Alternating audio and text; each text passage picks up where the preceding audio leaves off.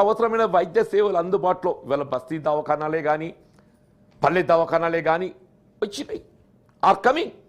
National health mission కింద జాతీయ ఆరోగ్య కార్యక్రమం కింద ఏదైతే నేషనల్ హెల్త్ మిషన్ కింద మీకు పల్లె దవాఖానాలు బస్తీ దవాఖానాలు వచ్చినాయి అధ్యక్ష.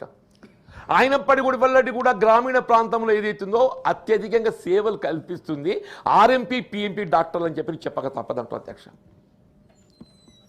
గతంలో ఉమ్మడి రాష్ట్రంలో అప్పుడు కాంగ్రెస్ పార్టీ వైఎస్ రాజశేఖర్ గారు ఏదైతుందో ఈ ఆర్ఎంపీ పిఎంపీ డాక్టర్స్ గుర్తింపు కల్పించే విధంగా వాళ్ళకు ఒక శిక్షణ ట్రైనింగ్ ఇచ్చి ఒక సర్టిఫికేట్ ఇచ్చి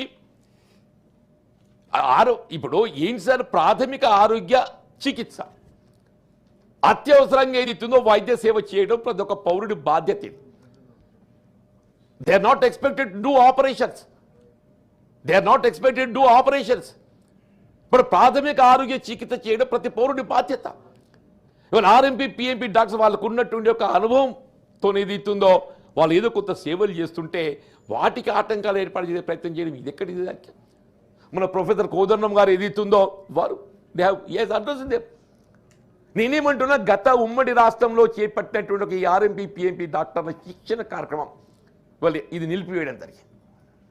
నేను మీ ద్వారా ఈ ప్రభుత్వాన్ని కోరుతున్న అధ్యక్ష, ఈ ఆర్ఎంపీ పిఎంపీ శిక్షణ కార్యక్రమాన్ని మీరు పునః ప్రారంభింపచేసి అది 3 మాసాల 6 మాసాల శిక్షణ ఇచ్చి వాళ్ళకు certificate so that they can extend their services.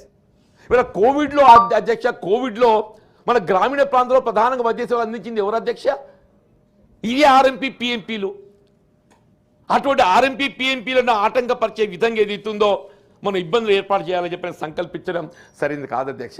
నేను మీ ద్వారా ఈ ఆర్ఎంపీ పిఎంపీలకు కావాల్సినటువంటి ఒక మరి గుర్తింపు లభింప చేయబడే విధంగా శిక్షణ కార్యక్రమాన్ని పునః ప్రారంభింపచేసి మరి వారికి తగు విధంగా భద్రత కల్పించాలని చెప్పని కూడా నేను కోరుతున్నాను అధ్యక్ష. ఇవాళ ఈ ప్రభుత్వం